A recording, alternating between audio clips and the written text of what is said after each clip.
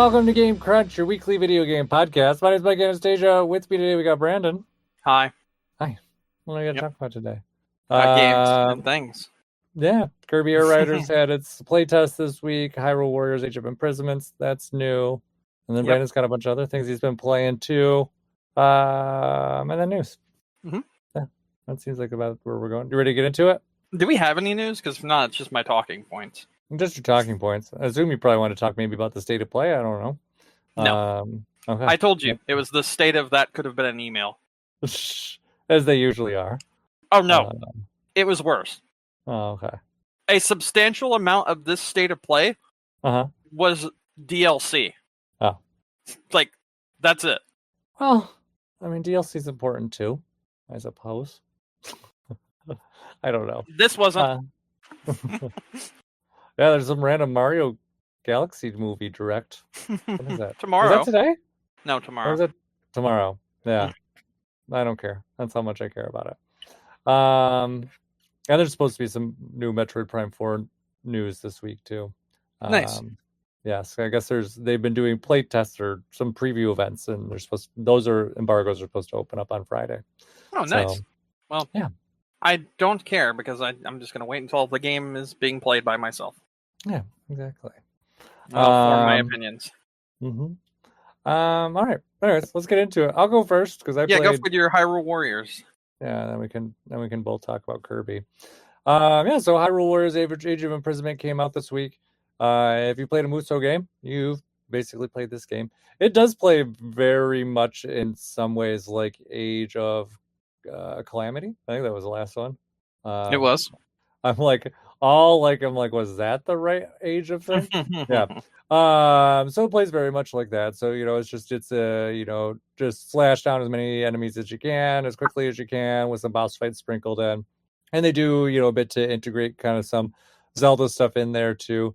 This game is considered canon in terms of story stuff, so it really takes place pretty much identically in some ways. In some degree, maybe even reusing some cutscenes compared to Tears of the Kingdom. So that's pretty nice. The story's not anything too wild. You already kind of know where it is, but they do introduce some new characters in there too. Like you have a Korok character called Calamo that they showed off in some of the trailers. He's kind of like a Zoro type. He's a lot of fun to play with. There's also that kind of mysterious I don't even remember what the word that they use for it is. Where is it? It's not robot, but basically like a machination kind of like type character that they're like, who is this? So some of that gets kind of explored in there too. But otherwise, you're playing as Zelda and Rauru and the other sages that you basically only saw in cutscenes and did not have any personality in the last game. So those are all kind of fleshed out a bit more. It plays really well, though. It uses the same kind of map system that Age of Calamity did, where you kind of have a map of Hyrule, and you can go to battles, kind of as they pop up and do different events that are there to power up your teams. This one does some extra things, though. They do have a map for the, I don't call it, the beneath world, whatever, the underground stages. And they also have like some areas up in the sky where you can do battles as well. So they got all of that in there. What are things that they did? Obviously, they got rid of the like Sheikah Slate kind of abilities, like the Magnesis and stuff like that. And they replaced them with like the Tears of the Kingdom, like stasis and those kind of abilities are in there that to be used. They did kind of like complicate up that system a bit. I'm still not quite sure if it's like maybe too much. Like the last system was really nice because you opened up a menu, you kind of had 4 things to pull out from, and then you just had to know which one to use. This one, you pull up kind of the same menu, but then you have you basically like DIY it yourself. You have a bunch of different things that you can put in there, and each one has kind of a different ability. And then you can also put in some like Zonai like equipment in there too. So it's like, you get like the flame thing that, the little head thing that shoots out fire. You can use that as like an item, for things. And obviously some enemies are weak to, different elemental attacks. So you have that, and then some are weak to these other kind of attacks that are using like the other abilities that are there, like stasis and whatnot. So you have to kind of evaluate what the enemy's doing and decide which attack is the best one. Like there are ones that are definitely like super effective at kind of knocking them out, and there are some that are just will do damage, but maybe won't necessarily break them out of these like stronger attacks. So there's that. Game for the most part runs at 60 frames per second during like normal battles, at least as far as I saw. But for whatever strange reason, it goes to 30 frames per second for cutscenes, which I find. That's a very okay. So that I can chime in with that, right? So when it goes to that frame rate for cutscenes, it's because they're literally using like video. They're not using in-game to render the cutscenes. So it's pre-recorded video, probably of in-game, and the video footage is at 30 FPS. This is done in a lot of different games. And essentially, if you like look into it, especially on PC, when you play games that have cutscenes that dropped at like 30 FPS, it's because the video files that they use to show those cutscenes were recorded in 30 FPS, and it's just a static thing. That's all it is. Oh, okay. Still, it's kind of jarring. So I don't. I don't disagree. I never said it made it good. So I'm just saying that's how it works. Yeah. Well, poor decision then. I really don't think there's anything there that they couldn't have done pre-rendered, because all the stuff is literally taking place like when you're doing it. So, but the cutscenes is, or yeah, like the cutscenes are like, hey, it's literally like, hey, this is where you're standing on the battlefield. It's not like they're taking like some like otherworldly realm that's doing something so crazy that it could not be rendered with the current stuff. A lot of the time when people do that, it's just because it's faster. Like they can cut corners essentially. That's all it is. Yeah. I don't know. We'll see. I don't even know which chapter I'm on. Like chapter 4, I think. Which doesn't mean I've only played 4 battles. It's just there's a lot of stuff that's in each chapter. And it kind of goes on, as you unlock more stuff. Each kind of like big story event in there. But the maps also have a thing that's kind of, I don't know, kind of like risk-esque, where you have to do battles on certain, I don't know what to call them, like counties or whatever areas of the map, and kind of liberate them from Ganon's forces. So you're kind of, doing that side of things as well. And sometimes there'll be battles that will pop up and be like, hey, you got to do this battle within 4 turns, or you're going to lose, this area back to the Dark Forces. So, that kind of thing on there. I do like, though, that they simplified the weapon system a bit. Like the last 2 Zelda Hyrule Warriors games, like you just got like an obscene amount of weapons after each battle. And then you're like, okay, well, which one of these 7,000 swords do you want to discard? And you're like, okay, I don't know. Now you're just kind of like Zelda only has 1 item or 1 weapon. Like Rauru only has 1 weapon. I mean, maybe there's unlockable like second weapons for them later, but it just seems like it's a set thing. Like you can't pick through multiple ones. There are some characters though that do have multiple weapons, and they're generally kind of more like the less intriguing characters, like generic Zora or generic Rito. They can do like, I can do swords, or I can do lances, or I can do 2-handed weapons. So they give you some choices, and there's that. They still have the upgrade system that's there, so you can like upgrade them and add new seals and stuff like that. So there's that. And then I don't know what else. A lot of it's really just kind of building on what was in Age of Calamity, with a lot more Tears of the Kingdom kind of weapons and enemies and things like that. I mean, it's a lot of fun. I mean, I do really like these games. The story's interesting, and it seems like it's setting themselves up for not like a happy ending, so that's nice, because this game theoretically should not have a happy ending, so that's good. And so far so good. Things are going the way that they should be, so it doesn't seem like they have some crazy plot twist like Age of Calamity, where they're like, it's canon, no, just kidding, there's time travel, so it's not really canon. And so there's that. But yeah, no, it seems like it's going well. I don't think the music's as memorable as maybe the last couple Hyrule Warriors games, but it's not bad. Like it just doesn't have like the really kind of like catchy beats and stuff like some of the other ones do. But it's a lot of fun. I don't really know what else to say about it. It controls really well. It's pretty nice. I'm sure I'll probably think of more stuff later. There's a lot to kind of unpack in this game. Like it's if you've ever played like a Muso game or any of the other Warriors games or even the last couple of Hyrule Warriors games, you know that there's a lot of content. So like it's just there's a lot to keep you busy. There probably will be DLC down the road for this too, because the last two Hyrule Warriors games had DLC. So expect something coming up down the road. There's some character requests I've already seen that people want that are not in this game, so that will be interesting to see if they end up doing some of those things. But it's a good time. I don't know. Do you have any questions on it? I really don't know what else to. No, I mean, if you played one Muso game, you kind of played them all, and I mean, you already kind of know how that goes. I'm excited to play this at some point in time. It's just I've got so much other shit to do this year. Yeah, no, it is good, and yeah, exactly. Especially if you played Age of Calamity, you know I actually exactly what didn't. you're getting. I still have to play that one. Yeah. So that's like another reason why I'm like, I'm behind, So yeah. But it's good. I really enjoy it. There's a lot of like nice, quick kind of like pick up easy, pick up and play stuff that's in here. So that's really good. So there's that.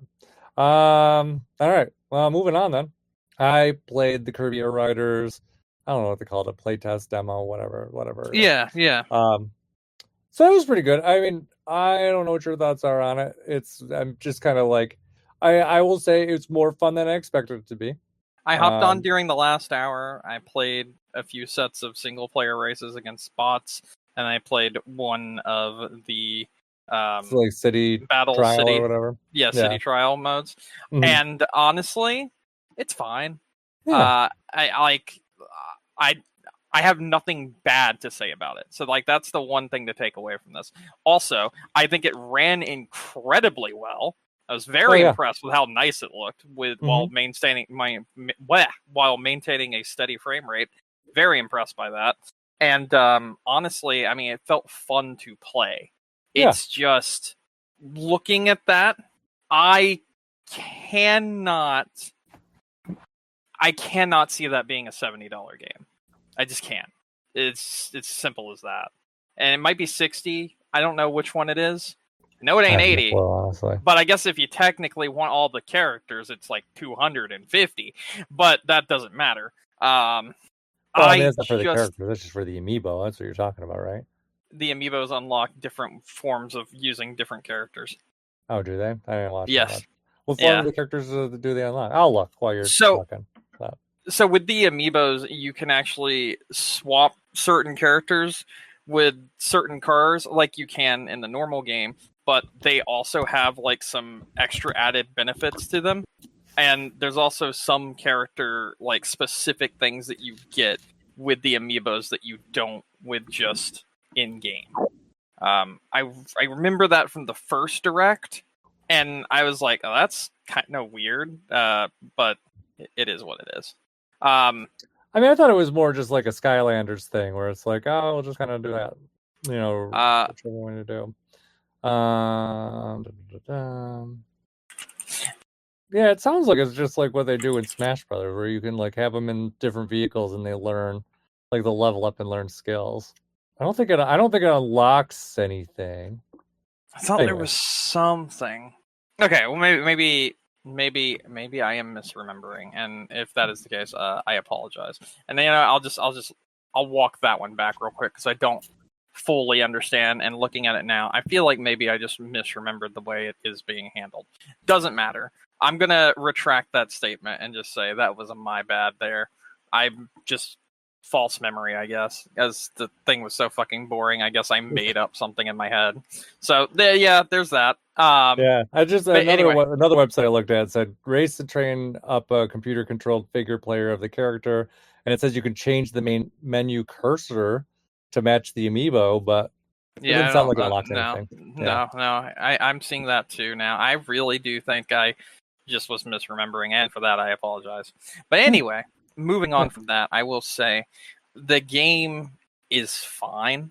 I had fun with the bit I played of it, but while playing it, my brain never went, I should buy this. This is really fun. I really want to own this game. It just went, well, that was fun. Moving on. That's like quite literally how I felt. That's kind of how I felt too. I mean, I was like, oh, well, part of me was like, hey, this is slightly more fun than Mario Kart World in some ways. But I was like, yeah, I was kind of like, if I had this game, I would be fine playing it. But I'm like, I don't really feel like the need to go out of my way to play it. But what I played was enjoyable. Like, I don't have any, like, kind of like you said, I don't have any real complaints. Like, it looked nice, it played nice. I can see it would be fun. City battles were interesting. I think I did 2 or 3 of them actually. And then I did a bunch of like the single player races, and those were all fine.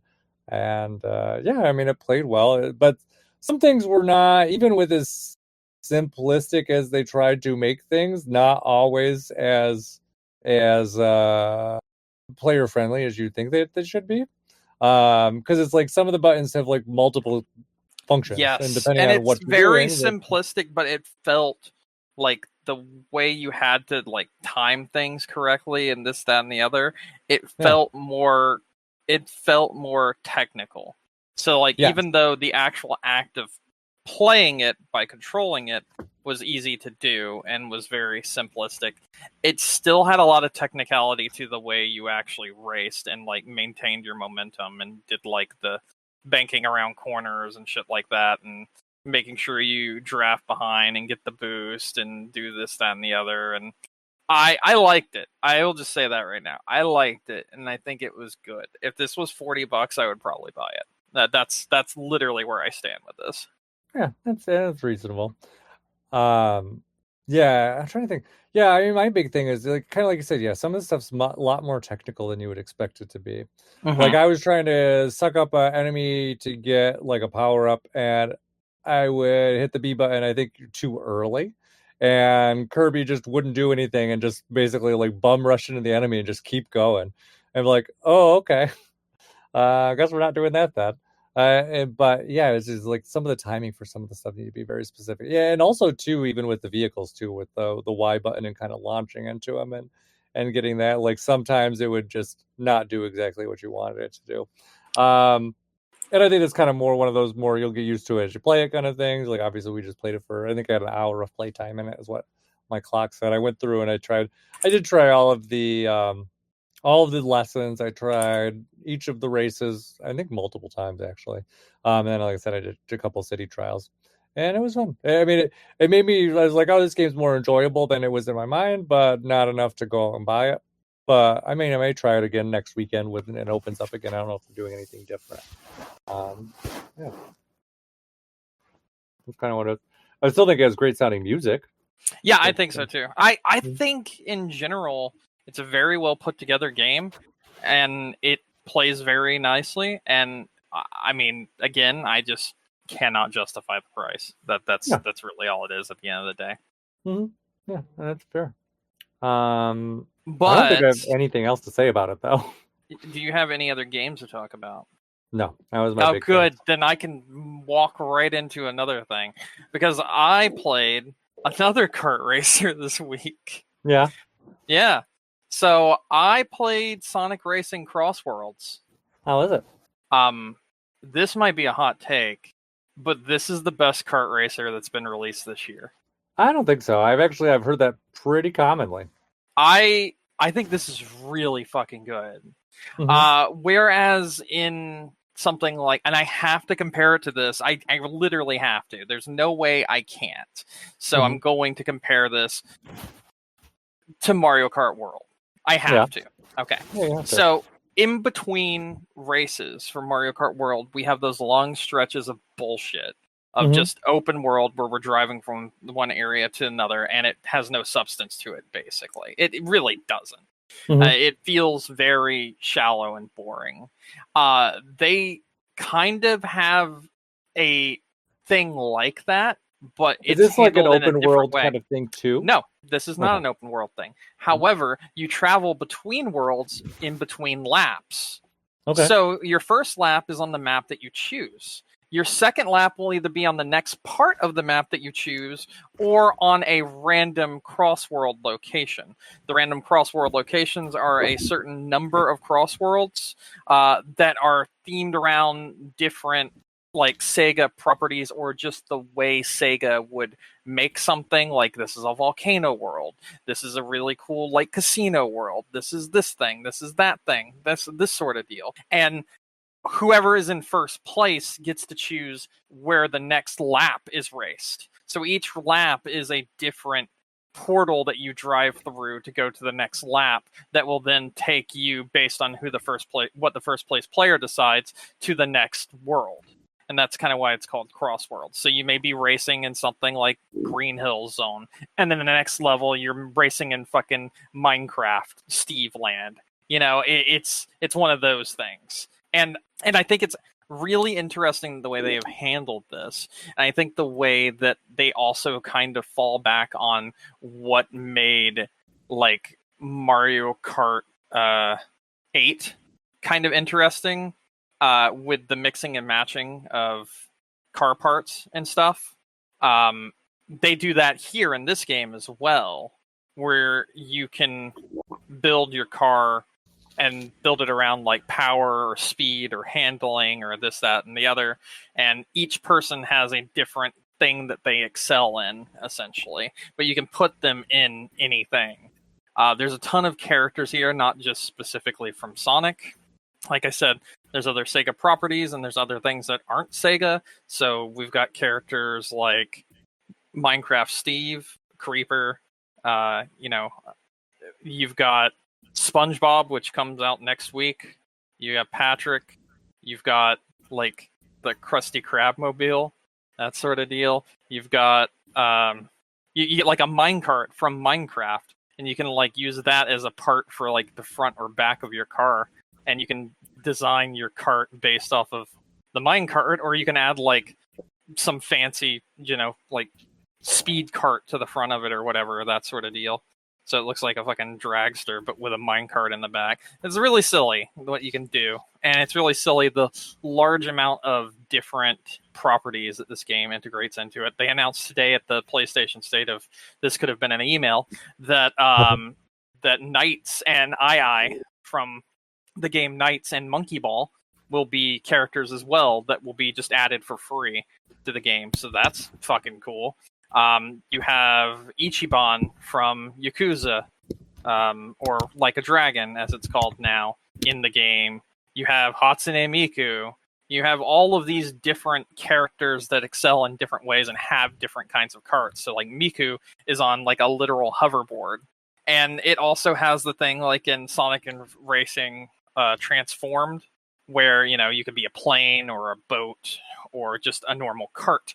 And they handle differently, and you can get boost differently based on like what kind of vehicle you are currently using. So if your car is turned into a boat, if you hold down the boost button, you can charge it up just while driving on the water. And then when you let it go, you'll do like a big jump, but you'll also get a burst of speed when you land. And you can kind of use that to get around corners and maneuver around things and speed through and whatnot. You also have, obviously, power-ups like you would with Mario Kart. And there's a lot of different modes with different ways to play as well in the multiplayer. And they have multiplayer events. So when I first got this, which was this week, there was only like an hour left of the Yakuza event that was currently ongoing. And that event consisted of 3 teams. And each team represented a different character from Yakuza. So you had Ichiban, you had Kiryu, and you had Team Majima.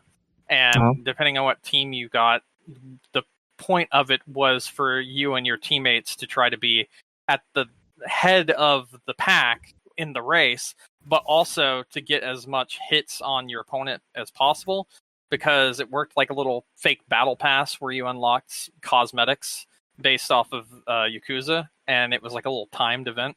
It was really cool, and like you could, earn points by doing the most damage to the opponent teams and whatnot. And it was really fun. It was a really fun little event, and it was super hectic. Yeah, I just think this game works really, really well, is a fucking blast to play, and is legitimately the best kart racer that's released this year so far. Yeah, It's great. It's definitely. honestly great, and it really does do a lot to pay homage to other things. So you have like the hoverboard from Sonic Riders in this game, and I mentioned earlier you have the Krabby Patty car, you have the minecart from Minecraft Steve. You're gonna have something to do with Mega Man and Pac Man and all these other characters that are coming out in the future DLCs, and I don't know, man. It's a really good kart racer, and it's really imaginative and a lot of fun. Yeah, it sounds like I said, I've heard really good things. I've heard a lot of people say it's probably one of the best games that's come out kart racer wise this year. So it definitely puts Mario Kart not on the top pedestal like it has been in the No, past. no, honestly, and I was, you know, obviously I'm a Sega kid. I've said that a million times. I love Sega, but Yeah. even if this wasn't just like a Nintendo versus Sega sort of deal, they just did a lot of things that I feel work better for this game than what Mario Kart tried to do for Mario Kart World. And it's Hmm. such a damn shame because there's so many neat ideas with Mario Kart World, but it felt very disjointed. And seeing how this kind of takes those sort of ideas in a way and puts its own spin on it really makes it be like we could have had something like this. You know? Yeah. I don't know. But all what I do know is this is a really good fucking game. Yeah. That's really, at the end of the day, that's the important thing. Oh, I forgot to mention the rival system. The rival system is actually super cool as well. At the beginning of every what's the word I'm looking for? Race? No, like cup, like Okay. like how Mario has like Mushroom Cup or Yeah. whatever, that sort of thing. At the beginning of every like cup for the Sonic Racing Crossworlds, you're given a rival, and that rival will be who you're up against in the like entire cup. So like the four race trilogy. Well, I said trilogy. The four races that you have to go through, which is race one, which is this stage, race two, which is this stage, and race three, which is this stage. But the fourth race combines all three of those stages together, and it's super cool the way they do that. But you want to beat your rival because you'll get more like tickets and stuff, and the tickets you can use to purchase cosmetics in the game and like change your car and style and whatnot. And you also have like certain perks that you can put on your car to make it so like maybe you start with being able to charge up your speed faster when you do drifts, but Hmm. you lose some handling or something, or like there's like a trade-off. So you gotta like build your car the way you want it to be, and there's definitely gonna be some trade-offs for it.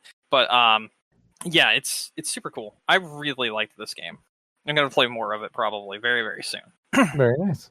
So yeah. Yeah. Moving on from that one, because I do want to talk about the next game I have on this list. Uh-huh. I played more Arc Raiders. Well, you know what? No, we're going to come back to that one because I need to lead into news with that one. Okay. I played Doom: The Dark Ages again because someone told me it was their game of the year, and I was like, I don't know, man. I don't know. I was super excited for this game, and it just I couldn't even finish it. So I decided to give it another try. Right? Uh, And I'm on chapter 6 of the mm-hmm. game, which I don't think is very far into it. I would say maybe like 5 hours or so.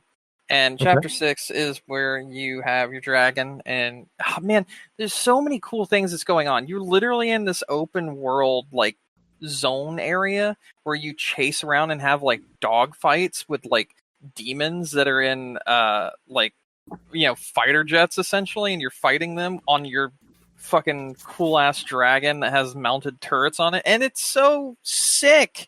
And you're going from like place to place destroying these gigantic battleships and then landing your dragon on them and then going inside and killing all the demons on the battleship and then literally destroying the rest of the battleship and blowing it up with your bare hands. All of this sounds so cool, and the idea of it is so cool, but just something about this game it just feels like it's pretending to be cool, like it's going through the motions, like it's throwing all this super neat shit at you, but there is no substance to it whatsoever. And I have come to that conclusion still after trying to play it again, that Yeah. it just feels soulless and hollow. I don't know what it is, but just something about this game feels so disconnected from the other two in a way that I'm just so sad when I play it. It feels like a chore instead of fun. And it's just, I don't know. I don't know why it feels that way, and I can't quite put my finger on it. But something just feels off and just doesn't feel right when attempting to play it. And I'm gonna continue trying to, because like I said, there are so, like, that's so cool. What I described, you chase down like star destroyers in your mech dragon that has mounted turrets on it and shoot them down, then go into it and beat the shit out of the people that were operating it. Does that not sound like the coolest fucking thing ever? Could be. It does. It does. But it's just, it's boring. It's tedious. And it just doesn't click, and I don't know why. But like, all of this stuff looks so cool and sounds so cool on paper, but when I'm doing it, I'm just like, all right, that was neat. I didn't feel anything. I didn't have the reaction that I think they wanted me to, and I don't know why I feel that way. And I'm gonna continue trying to play it so I can see if, yeah, maybe it gets better. Maybe there'll be something that clicks that makes me go, oh, okay. But so far, it just hasn't. And I hate that. I hate that so much, because I play 2016 like every few years. I play through that game again every few years, because that is, in my opinion, one of the best first-person shooters ever made. Like, legitimately. Doom 2016 is one of the best first-person shooters ever made. And it's as Yeah, I know you simple as like that one a lot. But this just ain't it. I feel like I'm operating a tank as a person, and then playing a rhythm game that doesn't want me to win. And it's like I'm fighting the rhythm the whole time. I don't know, man. I don't know. This game is so nothing to me, and I'm really disappointed in it. Yeah. Hey, you give it 2 good tries, so it's not like you didn't give it, not for a lack of trying. I haven't uninstalled it, and it currently is taking up 130 gigs. So it's something I might try and finish to, get those 130 gigs back, even though that's only like a 10-minute download. But still. Yeah. A subtle flex, by the way. Yeah. Anyway, moving on from that. Lumines Arise. This is my other most looked forward to game of the year, since I saw it be announced earlier this year. And this game does not disappoint. I'm so very happy with this game. So if you've ever played Luminous, I feel like I always have this conversation. Okay, all right, cool. So I played my first playthrough of it, not like full playthrough. My first time I booted the game, I busted out my VR headset so that I could play it. And I do not regret the time it took to get that set up one bit. Granted, it only took like 30 minutes or so to set up my VR headset to get everything running, because I'd forgotten how to do it. But honestly, that game is incredible in VR. Yeah. That game is incredible in VR.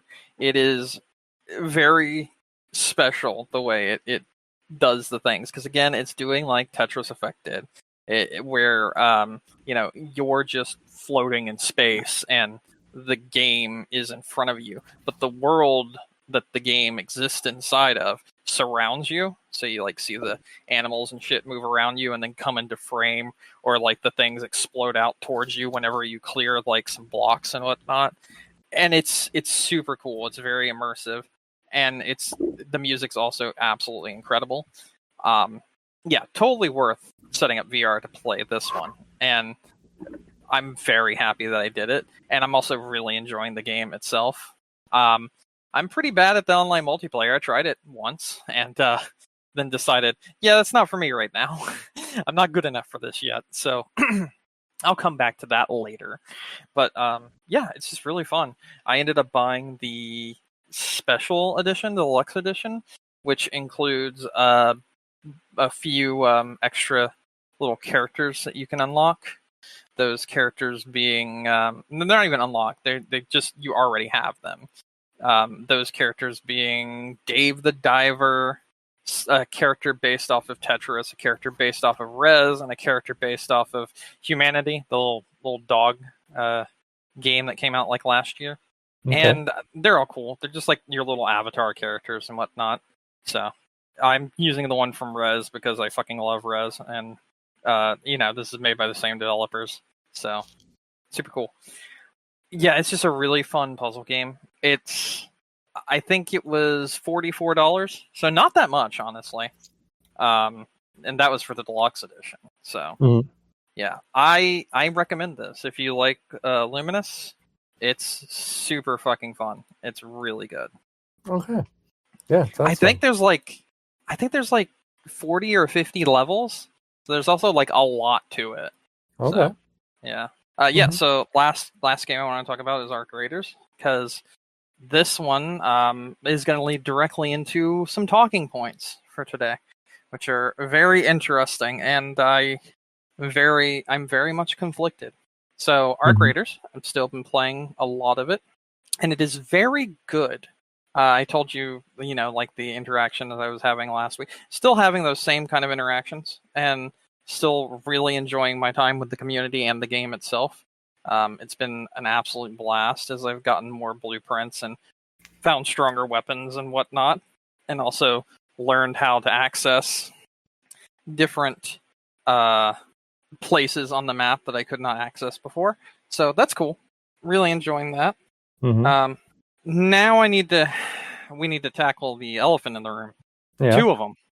So this is going to lead into not really news, but talking points. So some dumbass streamers have been stating that they have a very big pull in like the gaming community. Like they're very, very well known. They're very popular. They get like 80, 100 million viewers per stream. They got a lot. Let's put it that way. They have been telling everyone to do nothing but vote for Arc Raiders for Game of the Year because they are tired of seeing single-player games win every single year, and that this game deserves to win. Okay. And I think that is absolutely insane to use your community and your status to do something like that, or attempt to do something like that, and it's really shitty. Also, they went on to say, like, multiplayer games are niche when it comes to Game of the Year, which I'm going to just outright disagree and say they're the kind of person that doesn't consider a game multiplayer unless it has a gun in it. Because we've had multiple games that have multiplayer aspects and are multiplayer win Game of the Year. And I wanted to go over some of those with you and see your thoughts on it.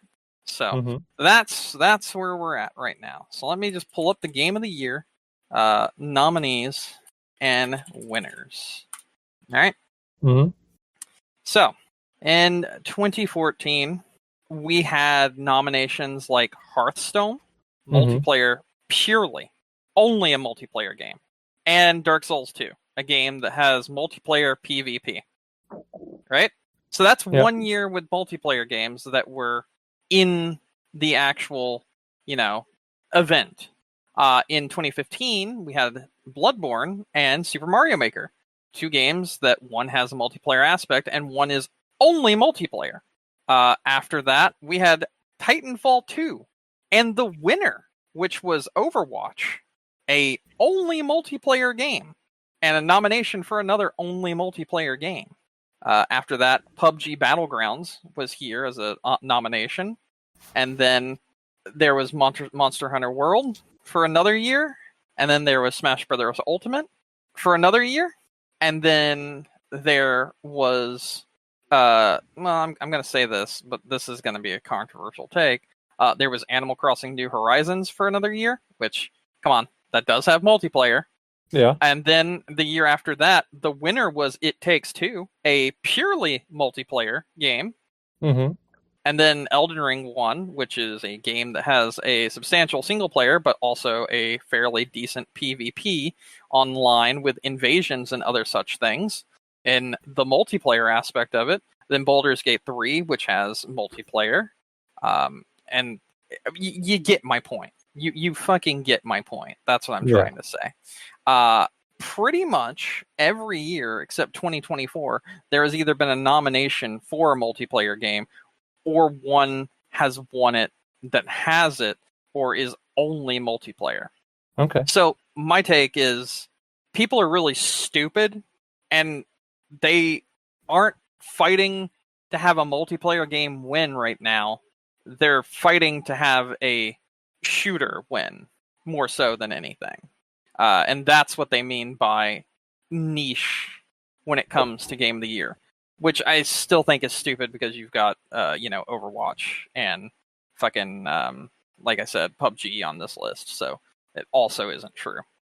I think this is just really dumb. I think these people are being really dumb. I think they aren't paying attention, or they only count things as multiplayer when it suits their, their agenda, essentially.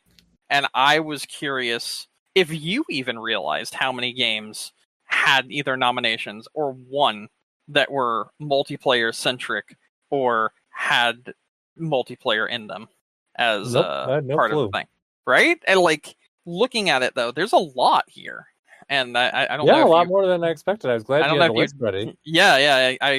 I looked into this, and most of the people that I had this conversation with told me that doesn't count. I'm like, so let me guess, you don't count it as multiplayer unless it's a sports game or the yearly Call of Duty.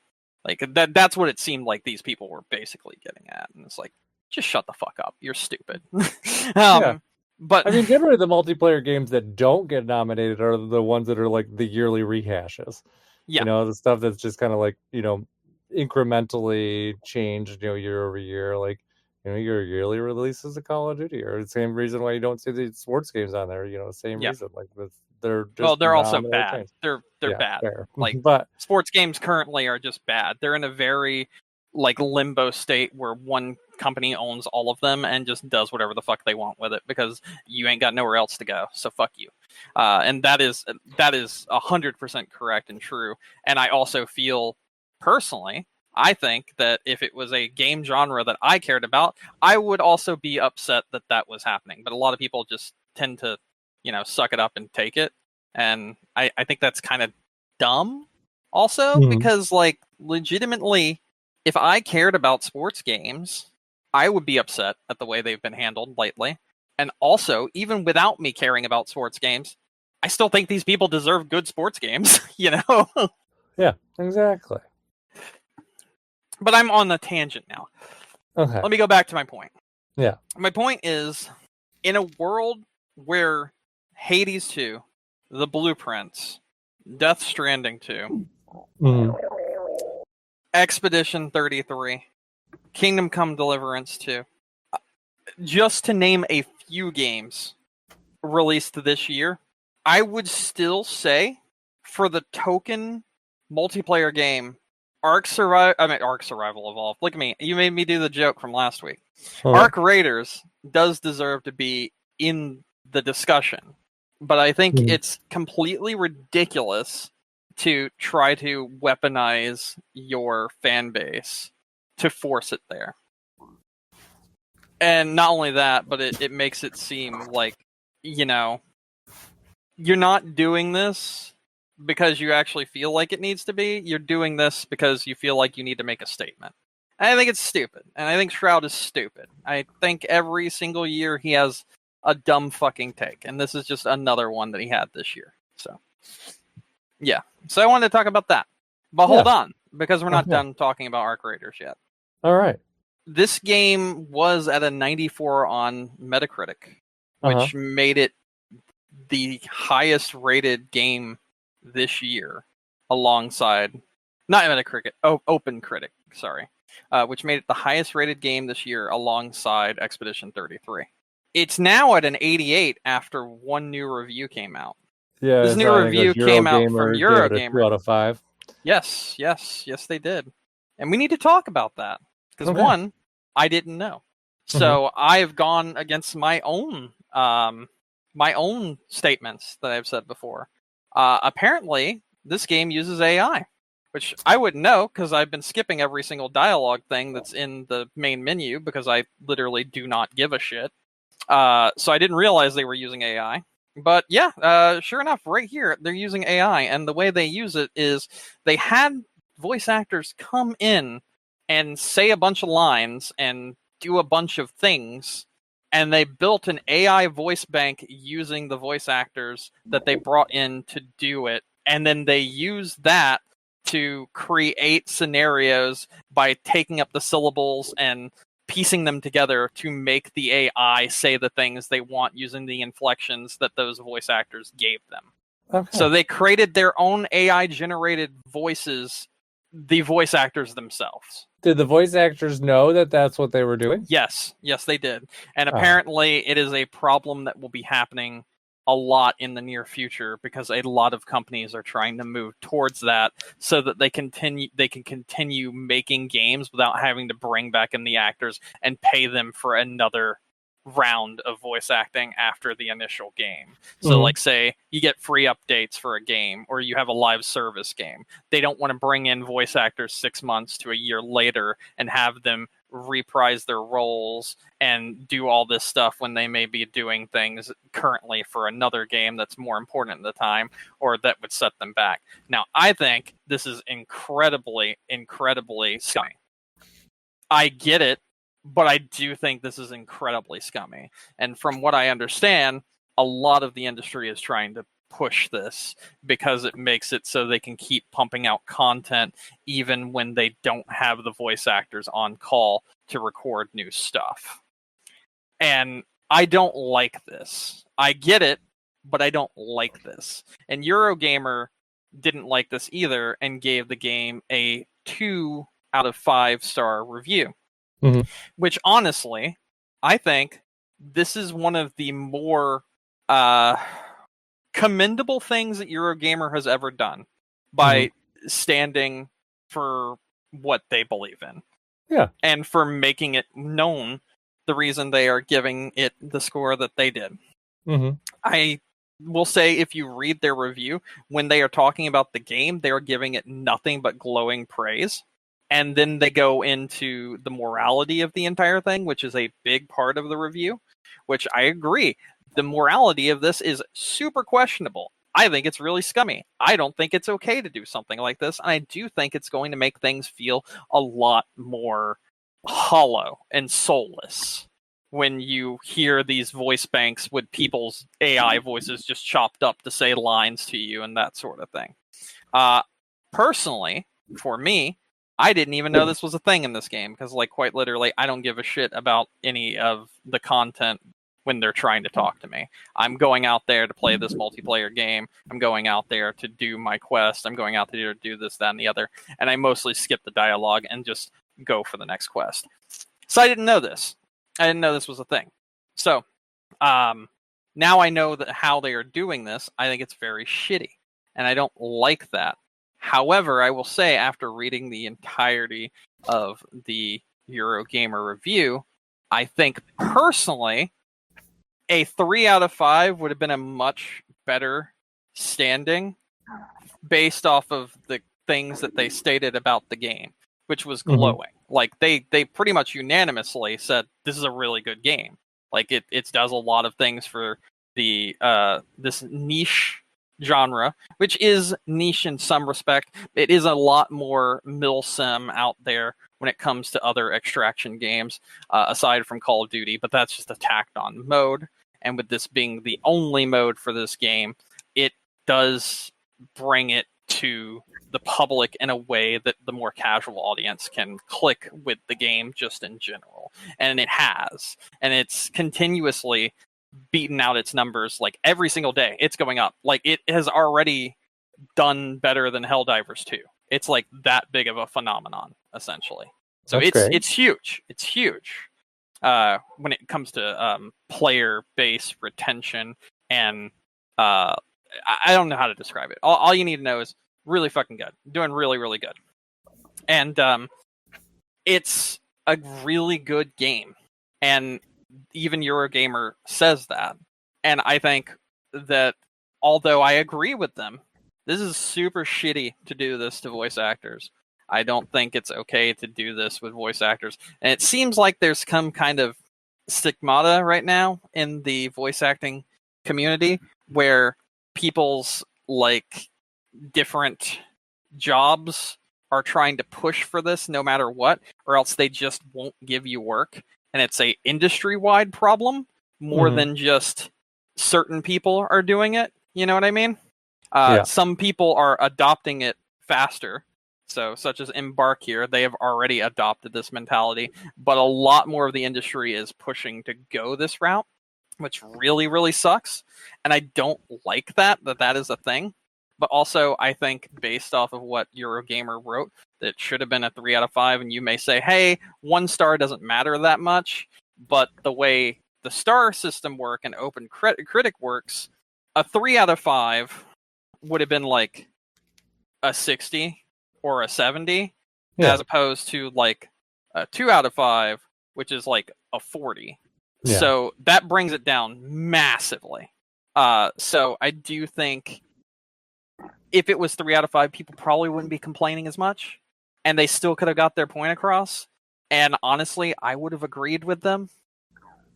Now knowing the morality of what's going on here, I do have a lot of like reservations about putting this very high in my like game of the year when we do come around to it.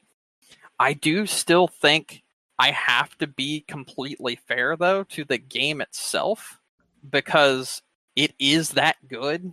So I do think it will still probably end up on my list unless something very special comes along to knock it out in these next few weeks. Or something very bad happens to it in these next few weeks. And I do think that like brings up a moral dilemma. I've been like yapping and telling you all this stuff and how it works and whatnot, but I'd be curious to hear your thoughts on this entire situation. Because this is a case where like it seems like companies are pushing voice actors to do this or they just don't get jobs. Yeah, that's so probably like what they're gonna do. I mean, that's really shit. Yeah, and it's really, I mean, part of me is like, you know, if whoever they get to do it is agreeable to do it, then that's fair to some degree. But then if you're being agreeable, you're probably only being agreeable because it's the only way you get work. Like, you have to agree to this, that sort of thing. So, well, I don't know, man. I mean, really, the people that are doing it, though, like, they're not going to be union people. They're going to be people who are, you know, outside the union, not probably professional voice actors. Presumably. I mean, I don't know what it looks like for that game, but I would. So I don't actually know who the voice actors are for this, but I do think it actually is some. Let me see if I can figure it out. Arc Raiders voice actors. Honestly, I'm probably not going to be able to figure out who the voice actors are. Well, if you can't, then that I think that's pretty much a sign of, you know, not big voice actors. But yeah, I mean, but that would be my guess because, you know, really, I think if I remember, I think like the union voice actors, I think that like their contract specifically are like, nope, we do not do this. I don't know if that had changed, but I know that was something that I think that was part of their whole strike thing. Like they did not want that to happen. So it makes sense that, you know, the people that would probably be doing this are probably not people who do this for a living. So the ones that probably are doing it are probably just like, hey, quick, easy paycheck. And the developers are like, great, we got a voice that we like and we can use it as much as we want and we can make them say whatever we want. And that's what it is. And, you know, in the capitalist sense, you know, like this is a transaction, you know, you have something that they want, they have something they want, and that's fine. But I also agree with your points too. You know, it's like, yeah, you know, it's really going to likely bring down the quality in the future, and it's probably going to lessen, you know, things down the road. Yeah. Granted, it all depends, you know, on what companies are doing it and, you know, whatnot. I give a little bit more I'll be honest, I give a little bit more leeway if it's like a smaller indie dev, because it's a little bit more bang for their buck. But So I'll and say this developer has 2 games that yeah, has made Arc Raiders, but uh-huh. their other game is the Finals, which did really well, and apparently they did this in the Finals as well. Oh, So so this is not even the first time that they did this this. is not the first time they've done this, apparently, which I was unaware of because I actually tested the Finals. I was a beta tester for that game. Yeah, I mean, I really think, at least kind of with where things are right now, Mm-hmm. I honestly think that this will probably be a few and far between kind of thing that's going to happen. Like I said, I think the bigger devs will probably stick with this, but I definitely see this as being a change that's going to come down the pipeline at some point. And I think this is going to be something that's going to be, the difference between, like honestly, between like an A game and a triple A game. So Like can the I bigger games are going also to use say it. something that was really weird about this Sure. game? Mhm. So I've mentioned that I've mentioned the AI voices now and that sort of thing. Uh-huh. I will mention one thing that was actually kind of cool, Yeah. but like I would only say it's kind of cool if I didn't have the name I went with. But I'm like thinking of it in like how it might be for someone else. Uh-huh. The characters in the menu can call you by your name that you've Oh, input for your name. okay. And I'm guessing this is through the AI that they're able to do that. Yeah, that would So make sense. that's kind of neat because I've never actually seen that implemented correctly Mm-hmm. and working. And I do think that is an interesting touch when it comes to AI implementation of something.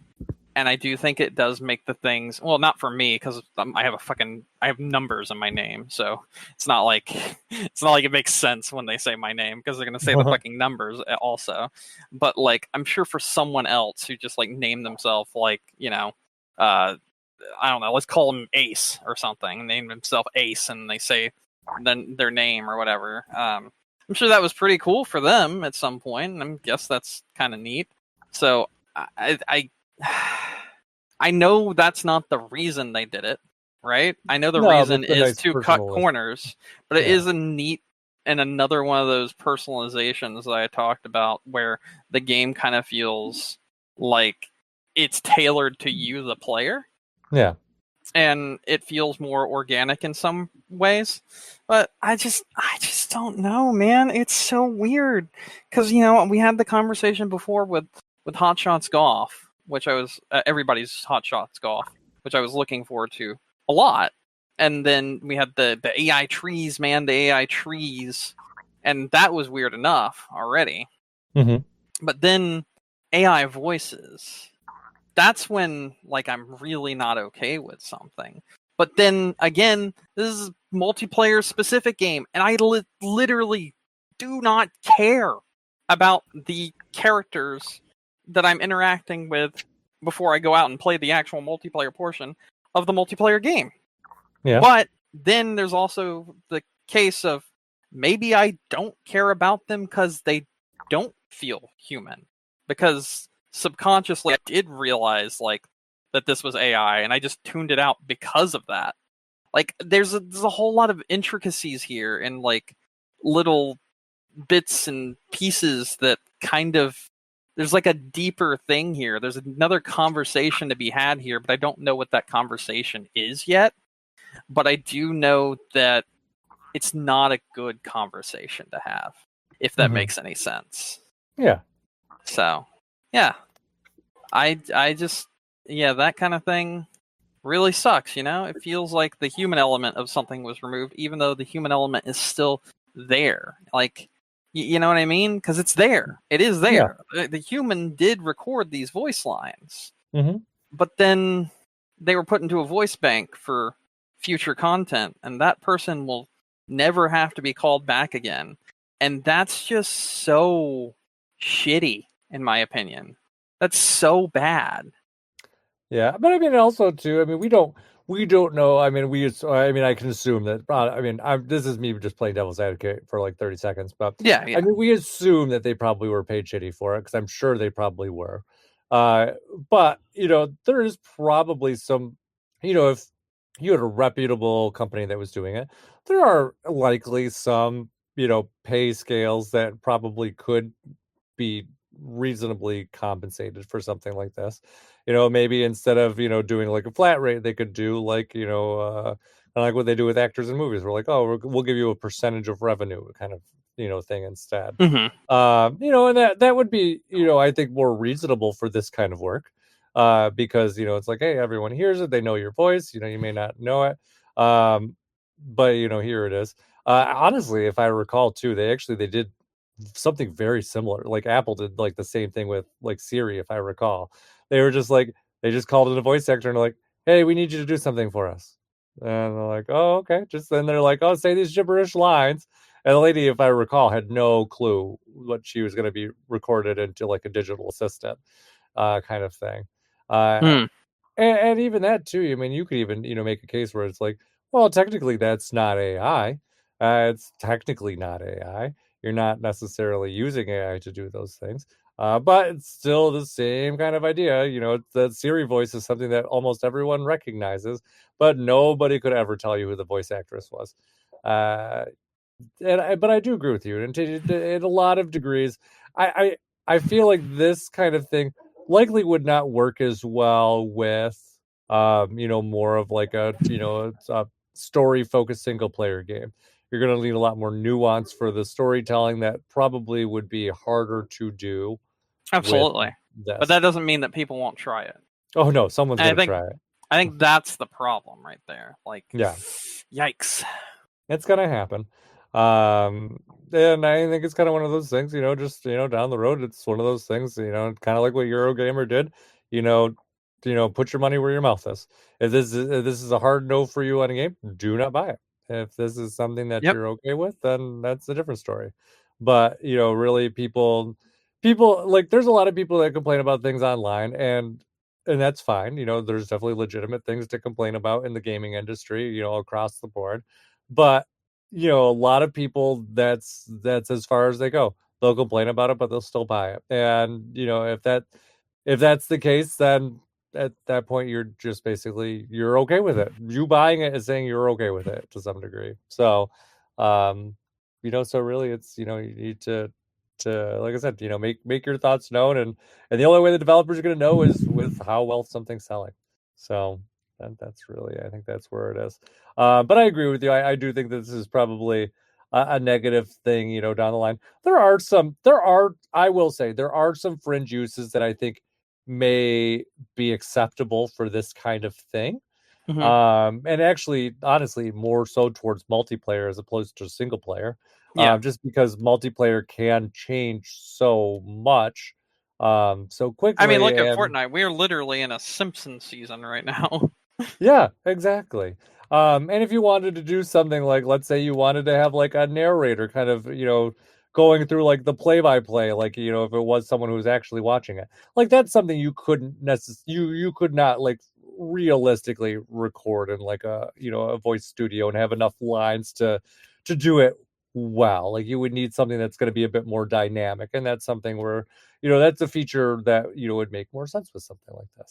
Yeah. But I don't think that's what they're using it for, from what you're saying. So it's not like, it's not like they're getting any huge benefit of it. You said yourself you didn't even realize that it was there until you kind of like pointed out and listened to it. So when So I obviously was it just seems like a streaming, oh, very kind sorry. of they're just doing it because they can and not because they're doing anything interesting with it. They're not innovating with it.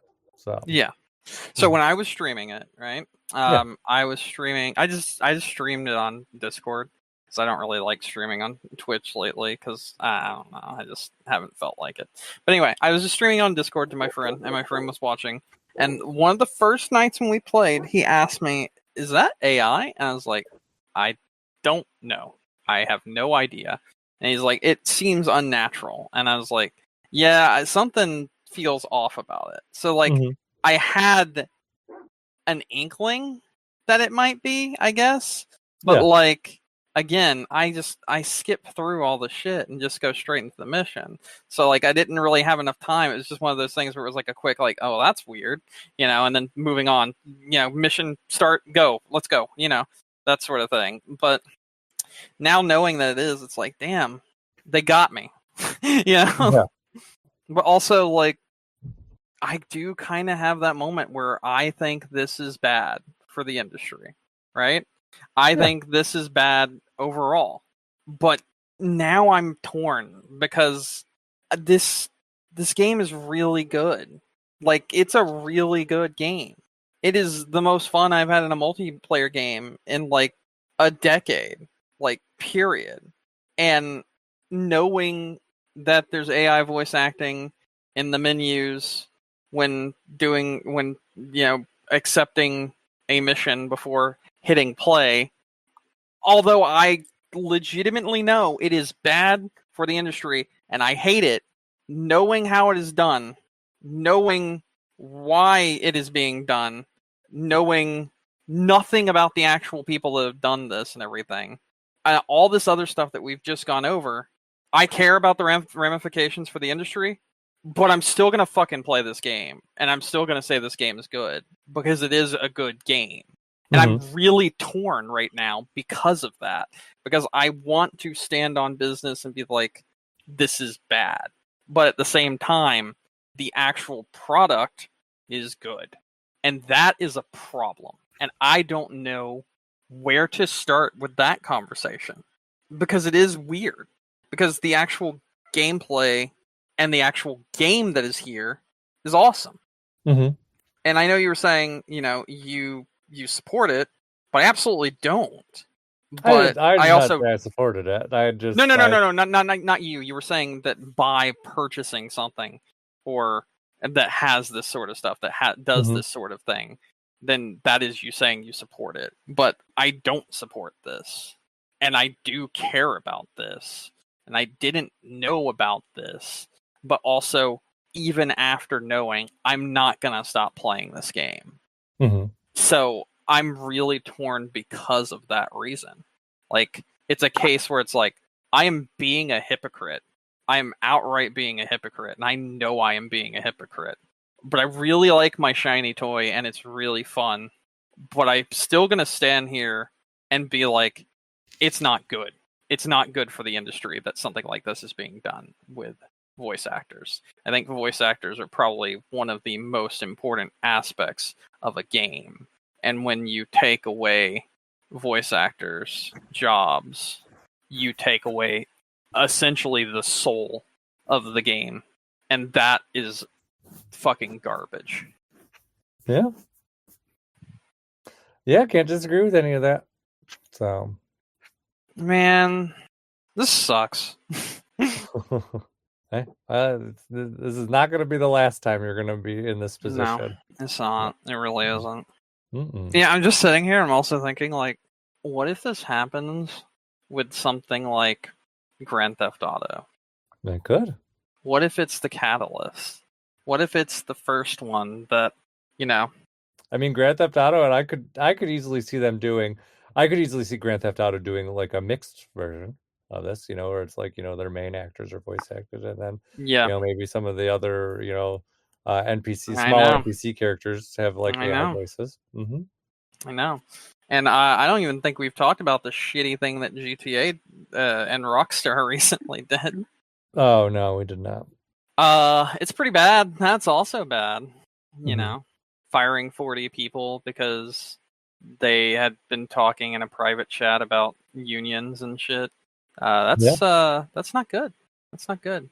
And then saying that it's something else when you look at the writing on the wall and it's absolutely not. Like, obviously it's not confirmed that's what they did, but I know an evil mega corporation when I see one, and that's definitely what happened. Oh yes, very much so. Yeah, union busting is what they did. And some of those people that got fired had like 18 plus years in the company. So that just shows how disposable they see these people as, which again goes back to the AI voice acting and replacing people. If they think that people like that are disposable, what chance does anyone else have? No, exactly. And honestly, I would not be shocked if they've been in like crunch mode since who knows when. And then now on top of all of that, we've also got the delay. Yep. Which And I'm so gonna be they'll probably be honest, in crunch for I a don't year care. now. I don't care. I don't care that the game has been delayed.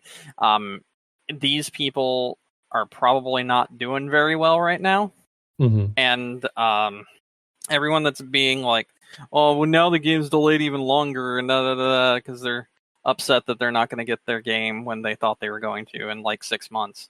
You need to shut the fuck up. Like after what we have just found out potentially, there's a lot more stuff to worry about here than GTA 6 releasing.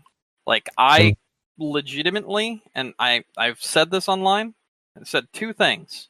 I said, what if Rockstar is just Blizzard 2.0 and it's as bad as Blizzard was?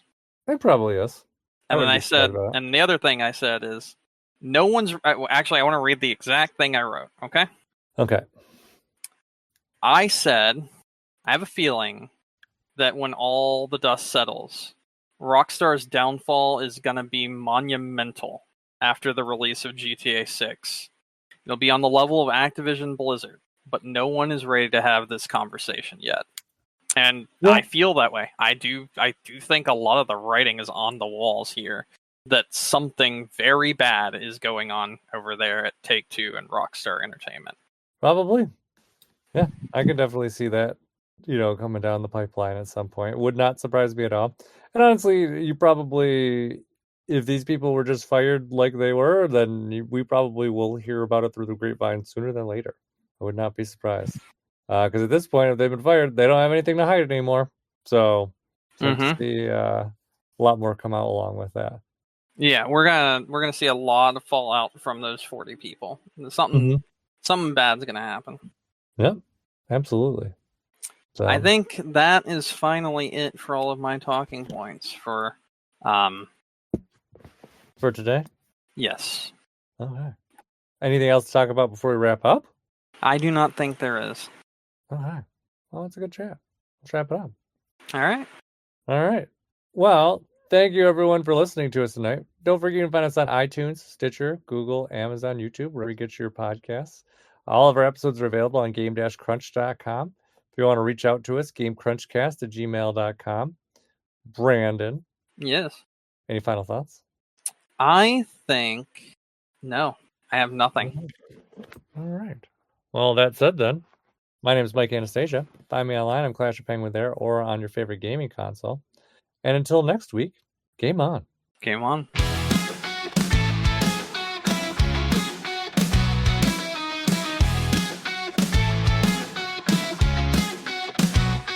I wandered into Game Crunch Town. Every shopkeeper wore a pixel crown. Say, hey kid, want the latest hit? But the price tag made my wallet quit. He said it's magic worth the gold. I said my budget's getting old. Game on, but the price is wrong. How it cost this much for a polygon? Game on, but I'm feeling con. Magical land, but my cash is gone.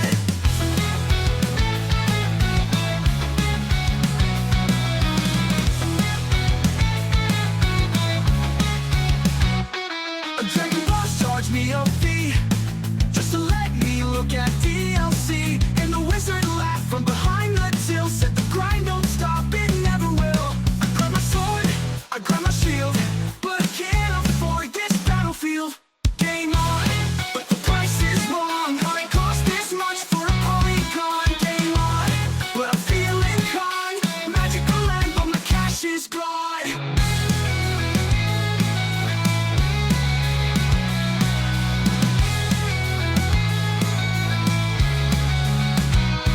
I grab my sword, I grab my shield, but I can't afford this battlefield. Game on, but the price is wrong. How it cost this much for a polygon? Game on, but I'm feeling con. Magical land, but my cash is gone.